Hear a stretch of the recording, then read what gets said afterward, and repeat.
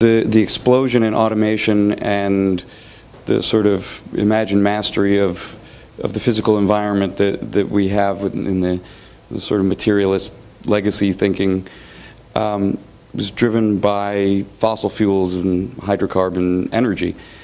And without that, or if there's a scarcity of that, or if there's a commodification of that that's not based on a universal ownership, wouldn't much of this automation depend on our billion years of legacy fossil fuels that we're burning up in a couple of generations? At this stage, but that brings in a whole new subject of where we are with renewables and our understanding of renewables and the vast applications of so many different forms of energy that we really do have. And I'm not sure how familiar you are with where we are with advancements in solar and geothermal and wind, different forms of radiation that are, that are actually I've heard mixed reviews. Excuse me? I've heard mixed reviews. Well, there's of course mixed reviews, and most of the establishment scientists will get very cynical on the issue. But you just have to think very simply, and there's plenty of scientists, by the way, that are actually very acutely pushing forward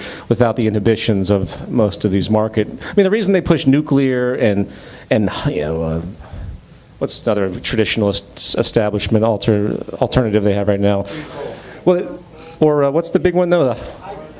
Hydrogen, right? They're pushing the hydrogen things mostly. The reason they do that is because it supports the infrastructure that's existed prior, because that's where the market element comes into play. It permeates the values and consciousness of all these people at the top, as opposed to every single building in Los Angeles having built-in solar panels that could easily, through battery technology and supercapacitors, house and power every day to infinity for the next 4 billion years. If the energy was put forward to that, you wouldn't even need centralized power construction in most cases. Now, but it depends on what the efficiency means. Most homes could be equipped with such things, and Jacques Fresco is brilliant on these subjects. I'm sure you're familiar with his work on some level, but the renewable energy stuff, he's numerous wonderful concepts of invention that really have been coming to fruition over the course of the past 5 years in pockets. In fact, we have a website called zeitnews.org, which does nothing but document advancements in energy and advancements in technology that are for social concern.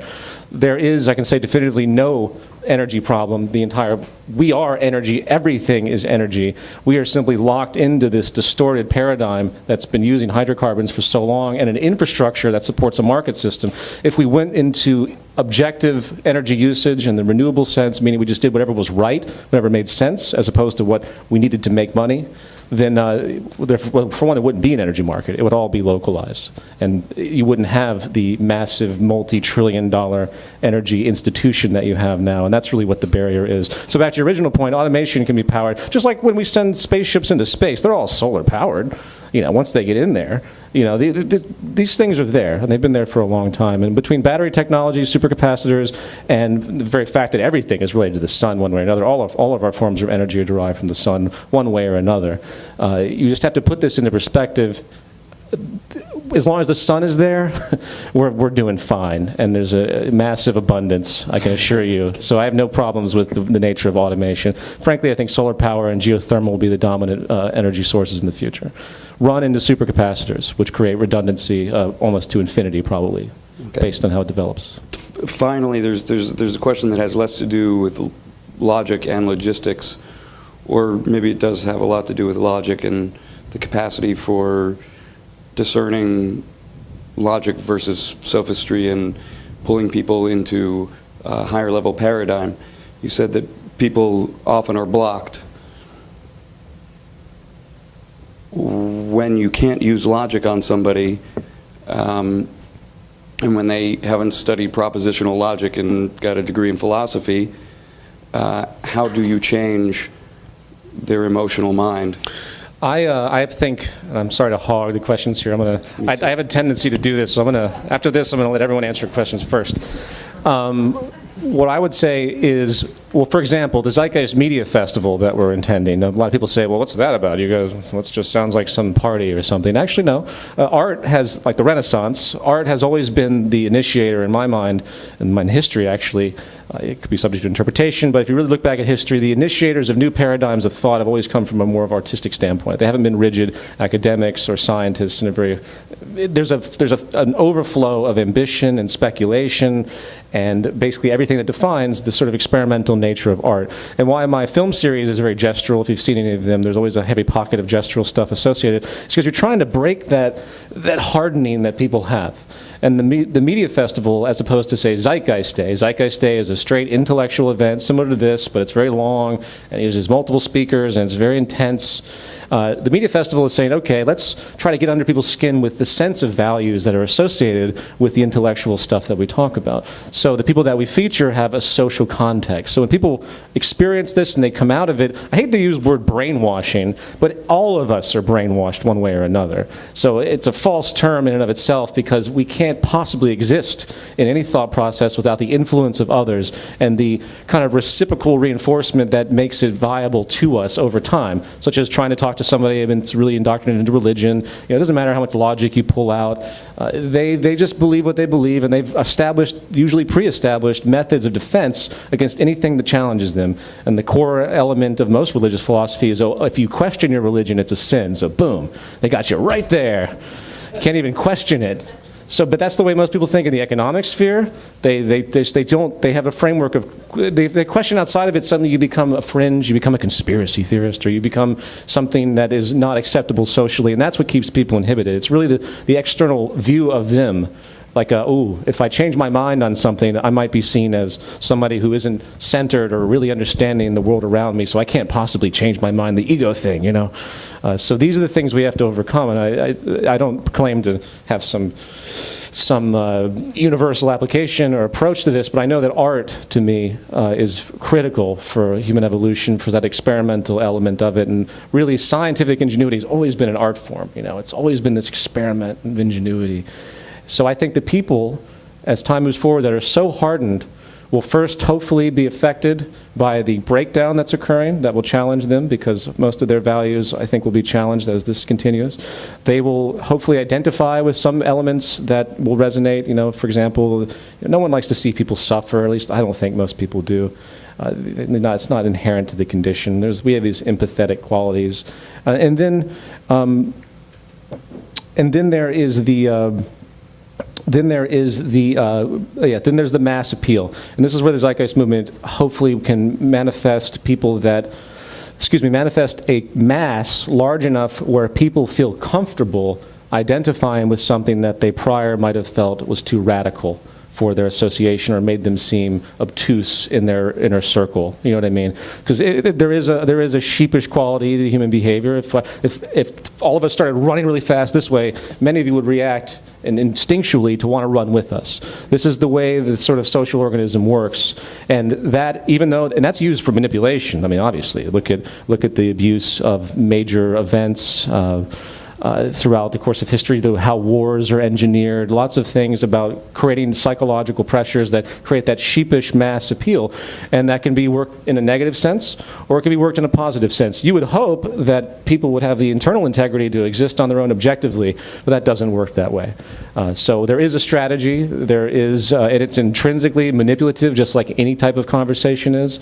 The difference is that you hope that whatever you do to persuade people brings them in just enough where they can realize it for themselves, and it's not some sheepish thing where they just believe blindly something. That's exactly the opposite of what it takes to understand this movement, because it really demands of its firm personal identification, because you have everything against you otherwise. Fight fire with fire. Sure, in a sense, to a certain degree. To a certain degree, it's a delicate balance. Yeah.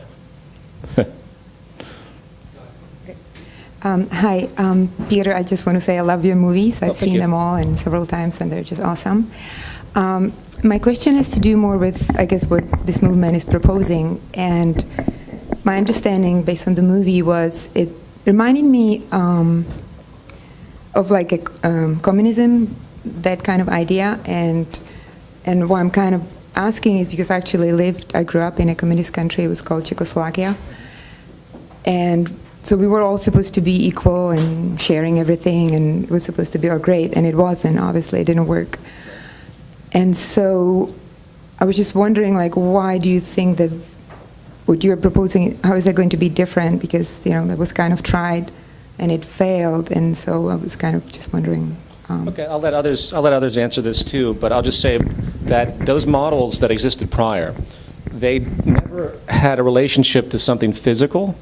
They were based on ideologies. So you go back to Marx, you go back to Engels. They talked about a certain view of humanity, a philosophical view, but very rarely in any of that literature, or definitely not in the approach, did it say, okay, what makes sense for human society? What can we derive from a scientific view? Why do we want to share the resources? What's the reasoning for it? And is the condition that we're going to create going to be conducive to it? Communism never had a chance because it was working within a monetary-driven environment, a greed-driven environment, a property-driven environment globally anyway. So there was never, like people say, well, this is, you know, Marx wanted to have a moneyless society, which isn't exactly true. But they throw this out assuming such a thing. But the thing is, I don't think communism really manifested in any way that it was supposed to manifest, first of all, if you really go back and read it, and then look at the Bolshevik Revolution and the interests and values they had, and then what actually happened when the dictatorships were created. But the idea was the idea might have to been be similar. Equal and share. But this isn't about just blind equality in the sense of, oh, that's just a nice thing to do. This is about, we have to do this, otherwise the instability that arises from the imbalance, from the motivations that are distorted, will get the better of us one way or another. That big chart of debt is really an expression of a mass kind of delusion of greed and distortion that many different people are manifesting in tandem, and they don't realize it though. In other words, it's hard, it's an abstract point. Everything we're seeing today socially that's problematic is coming from a frame of reference that's wrong and has no relationship to anything tangible. And communism, as it was practiced, was exactly the same way. And it still ended up with money, it still ended up with military and police and dictators in control. And if you didn't believe it, well, very often you were deposed, or, I mean, these are very serious things that are reminiscent of a very messed up period of time. The logic behind the Zeitgeist Movement, though, comes from what I consider to be an empirical place. It's not based on a floating philosophy or any assumptions. Granted, all scientific knowledge is an assumption on some level, but it comes from the life ground and says, okay, how do we maintain stability? How do you make an environment we don't have to go into an airport and be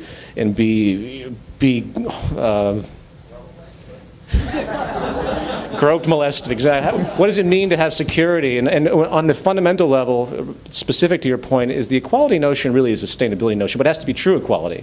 You can't allow the loose notion of equality to permeate some lower class and then let the upper class do whatever they want. And to combat that, the whole system has to be specifically created based around the principles that we describe related to resources, with everyone understanding it thoroughly so everyone can participate in it. And these are big statements, and I apologize, I can get more specific, but I would talk forever on it. Because no, it's okay, but you're saying that would have to happen globally then? You cannot have like one country doing it? Definitively speaking. So unless it happens everywhere, so then it's... We're a global movement, and so a lot of the differences are that there's not a national focus. There's not a social stratification of a ruling class and a working class. We're talking about technical reference, technical solutions, solving basic life problems, but also bringing everyone up to the highest level standard of living that's possible, keeping things sustainable, given that that's what, if we all sat down and really thought about it, logically, this makes sense for everyone.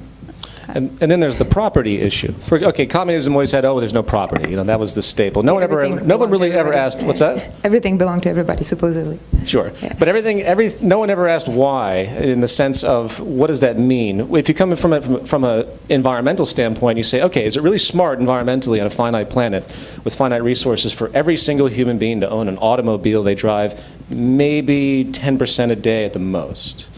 These rationales say, okay, we have a society, people are living in close quarters. Let's devise a system of sharing these No, absolutely elements. agree. So you see the rationale becomes self-evident. So the property issue isn't really just an issue of a philosophical association of no one owning and communal ownership. This isn't about so-called communal ownership and abstraction. It's about what do we have to do to be as sustainable as we can, allowing for the most people to have access to the things that they need and beyond, and how do we create a system that brings that together. Right, but we know that the zip car was, they tried it in LA and failed. But it works really well in New York. Right, but not. And in Chicago. Well, okay, great, I appreciate it. Sure, thank you.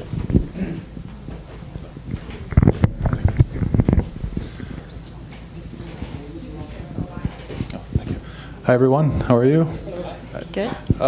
So I had a couple questions. First was, what is the main role of government, or how is government handled in a resource-based economy? And second was, I mean, since the government, in this current paradigm, in our current society, they handle, the lawmaking and the legislation and defining morality, basically, for all of us. How is that handled in a resource-based economy? Basically, how would a resource-based economy define morality and, enforce it if need be?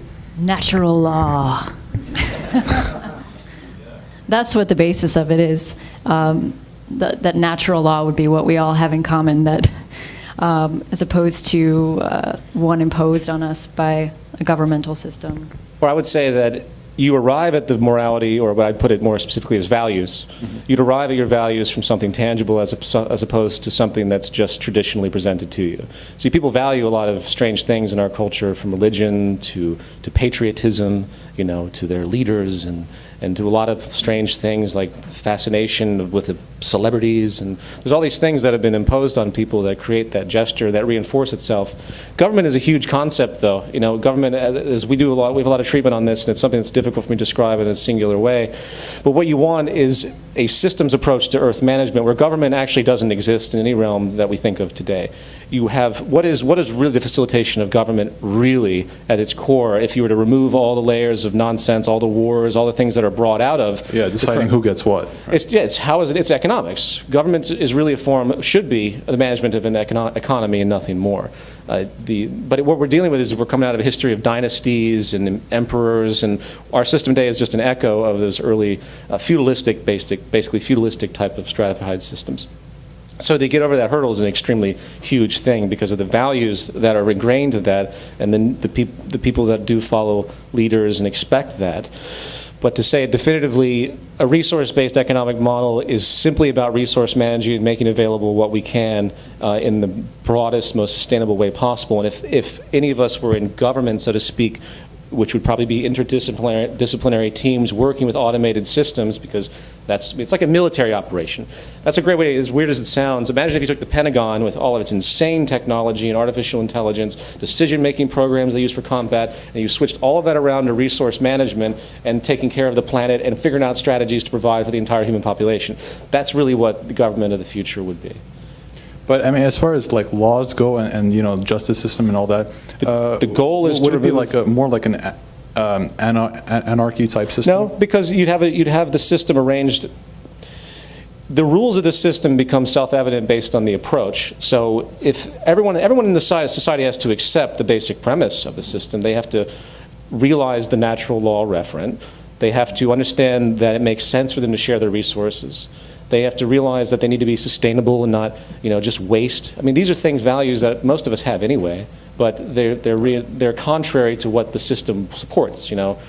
Bottled waters and wasting and gas guzzling huge Hummers, and everything's counter to what's really rational for a species like us to live on a finite planet. It's completely irrational. So the general acceptance is what makes our work so difficult, is of that nature. We have to get people to understand what it means to be sustainable. And then the system is an outgrowth of that. So things like laws, for example, what is a law? As I mentioned earlier, law is really a patch. It's something to counter an intent that's inherent in the system. It's a structural flaw. So you have all these laws on monetary corruption. Why do they exist? Well, first of all, I won't go on that tangent. The monetary corruption law structure, which is the majority of laws, really, if you really look at the vast majority of laws, they all relate to money one way or another. At least 90%. like the tax code and Yeah, a gigantic, ridiculous thing that you can't possibly comprehend. You know, it's entrapment is all it is, because they know that they can do whatever they want, but that's a whole other subject. But the law structures, you have to understand what it is, first of all, which is a patchwork system. And when you realize that, you devise the system to take care of itself, meaning that it hyperbolates to it's a system without laws, because it's taking care of itself intrinsically. And I can go on a long tangent on human behavior, and I'm sure there's lots of people that could debate on the intrinsic quality of what people are, if they have negative tendencies or positive tendencies. And that's really the core of the debate, if you find that as a point of debate.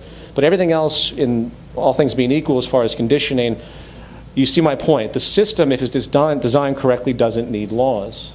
right, like Right? based on the life sequence of value. You could relate it to that, but it's also based on, yeah, actually you're right, based on life sequence and the life ground and everything that extrapolates from that. So we know what our human needs are: water, the types, how much energy we need, carbohydrates. You know, these things that can be calculated. We know the fixed state of the planet, what we can utilize, how much we can use, the dynamic equilibrium. When you start to think about it in a responsible way, scientifically, the entire system becomes utterly self-evident. There's variance, naturally, because it's emergent, but the fundamental attribute of it is always there, you know? Right. And I don't see how anyone can argue that basic foundation. And that's what, frankly, humanity has been searching for since the beginning of time, is finding that empirical relationship. And I think that we finally found that. I just want to add that why society should be the resource-based model that we're talking about does presuppose that a value shift has taken place to a large degree, which is what we're attempting.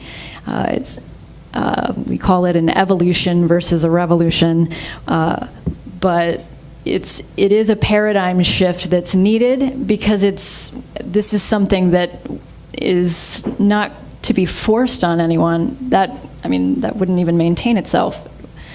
You have to have people desiring this, and the people involved in the movement understand and want this now, but we need to try to make others come to the same conclusion through communication, through talking about the shared values that we have, and that's what we're all about. And just a note on the idea of, is this some sort of anarchist concept? As if you removed all the laws today, it would be a big free-for-all, and we just claw each other to death and take each other's stuff. What happens is that the behaviors are reinforced in the environment, and it's not like you're just going to take the tax code or the laws in the books and just toss them out tomorrow and think everyone's just going to agree to do that. You evolve out of it, because when you address the conditions that are creating the behavior, so say, for example, if you could no longer sell a bicycle that you stole on the street, then the reinforcement, the reward for stealing it, would be the acquisition of money or whatever resource. When you address the environment so those needs are met, then the behavior is impacted, and then you see a reduction in what you would consider the aberrant behavior, which the laws represent patchwork to deal with in the current social system. So you would see over time that as you address the life sequence needs, that you impact the behaviors that are prevalent and that we have all the law enforcement and the prisons and police and wars over. So hopefully that gives you a perspective on that. I would add one thing to that. One thing you point out as a sense of trying to engage is, I always ask people, go to your Congress or go to the law book and just look at every single law that's in existence and ask yourself, where's the causality? Because all laws assume no causality. That's the assumption of a law. Can I ask a question in relation to that? Gotta get the microphone. With the mic, I was in the queue. Sorry, guys. Just hold on to your question. We'll get to it. Hold on to that. Just go ahead. Okay.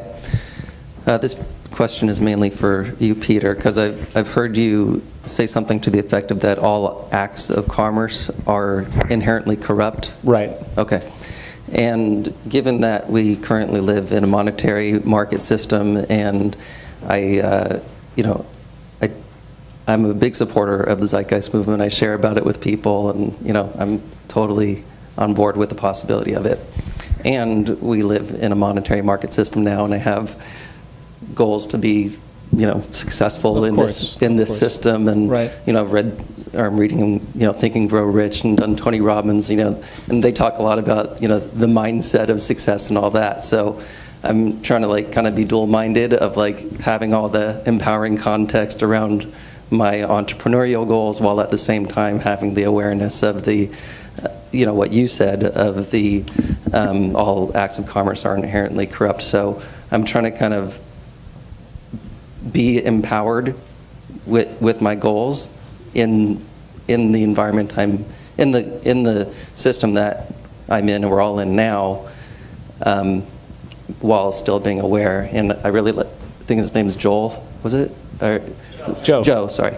Was really inspired by what you're sharing, and I was like, oh, that guy's expressing what I ultimately want to do is, kind of influence the influencers, and I have actually shared about the resource-based economy with my employer, and he was, he's a very successful kind of multi-millionaire guy, and he was totally on board with it. He gets it. So I don't think the ultra rich are they wouldn't not be inspired by it. They get it too. So it's never a fixed culture, but those that are most rewarded by the system tend to be more apprehensive, but not always. I've met some very poor people that are so indoctrinated, and usually they just have a lack of education, and they automatically have knee-jerk reactions to say, well, it just sounds like communism, and it's just going to be like Stalin, and then this is another element too. But I'm sorry, go on. Yeah. So my question is, do you have any advice about kind of a mindset to have to be empowered as someone wanting to be successful in the system we're in now, while still being aware of the I kind of would like to know more of what you meant by saying that all. Well, I can put it in a more kind way. Go ahead. Instead of all acts of commerce being corrupt, you can't live in this system without being corrupt. So there's the first point. You can't function, you can't behave in this society without some level of corruption. I define corruption by dishonesty and a negligence of your environment, and anything that requires negligence of your surroundings for your own self-interest is intrinsically corrupt, whether you're raising the profit margin on a good that you sell versus, say, Enron shutting down of the California power grid so they can trade up their equities and make money. These are equally the same element of the same spectrum. They're just different extremes. One's more socially acceptable than the other because that's what the system is. But what I do, and I talk to people, especially depends how young they are, I often say, well, whatever your focus is, try to make it in an area, in a discipline that has some type of social return. Whether you're doing something in green industries or those that are doing advanced agriculture or doing energy research, usually something to do with science and engineering, something that actually creates something as opposed to what Joe does. All that paper he keeps making that's floating in the ocean somewhere. But there's the paradigm though, but don't beat yourself up over it. And I have the same issue. I walk a unique line. I think we all do. And what I do is I try to balance my life. I divide it into two spheres. I say, okay, I'm going to survive. I have to do something to maximize myself. But I don't let it get to me, and I don't let the greed take over because I understand it well. At least I feel I do. So I don't go out of my way to just keep maximizing like most people do. That's where their sense of accomplishment comes from. Hundreds of thousands, then millions and millions. I calculated a long time ago that if I was to generate, and I don't have nothing near this, but I say this to some audiences, I asked the audience, what if you had, $8.5 million? If someone gave you $8.5 million at your birth, and you never had to submit to a corporation, would you be satisfied with that, which equates to roughly $70-some thousand a year? And of course, everyone's hand goes up. But they don't realize what they're doing. I mean, they're given that freedom of association with that sort of concept, but what they're saying is that they're willing to live in a way that's modest, so to speak, live in a way that doesn't require the constant infatuation with getting more and more, which is so hideously reinforced in our system, because it's always about more and more. So now, not only do people have the iPad, now they have the iPhone, and now they get the 17th generation of the iPod. And God knows what other thing will come out next that everyone has to have. I mean, I'm not a Luddite, obviously, but I also think we go way too far. But anyway, I'm diverting from your point. You have to be satisfied with a balance and try not to be too affected infected really by the culture around you that wants to constantly maximize and reinforce things that are basically greed orientations and utter self-preservation, while also recognizing the problems. Like I operate along with everyone here at Great Sacrifice because we see that it's really a social problem holistically, and that it's going to affect all of us as these problems arise. Many more that haven't been talked about tonight. Keeping that knowledge too will cater your behavior as well. And change that. I might reach a point where a lot of people out there think they're going to maximize themselves and get that big house, like the boomer generation. Those days are really over for the West. It's all downhill from here. Once the U.S. is downgraded, it's bankruptcy within probably 2 years. This systemic crises that will emerge from that, I think, mass destabilization. A lot of the ways people think about their lives and getting the white picket fence, these days are it's very different what's on the horizon for the great majority of the population. Does that help? If anyone else has something to say on that, but you walk a line, you accept where you are in that hideous paradox that we all who believe in a better world and a social world that wants to help other people and not just maximize yourself, because it's in your self-interest to make sure everyone around you is doing well. This is the utter clash of values that we're with the movement and everything else that we're doing. We hope to plant that seed where people move away from that. That's why the Zeitgeist Media Festival is really kind of an anti-economy festival in a lot of ways. A lot of people that are performing are very much against the system. And remember back in the 90s, back in the 90s, they had the big bling generation, and all the groups came out with it's all gold and bling and money. And it was all the reinforcing values, everything that this system needs to perpetuate itself. We need to reverse that in the public mind, where people are disgusted by money. They're disgusted by vanity. They're horrified by Tori Spelling's house. They cringe at the idea of having 2 jets parked in their front lawn because of how incredibly wasteful, what a concept that be. We have to shift the status orientation, and that's really the major mind trick here.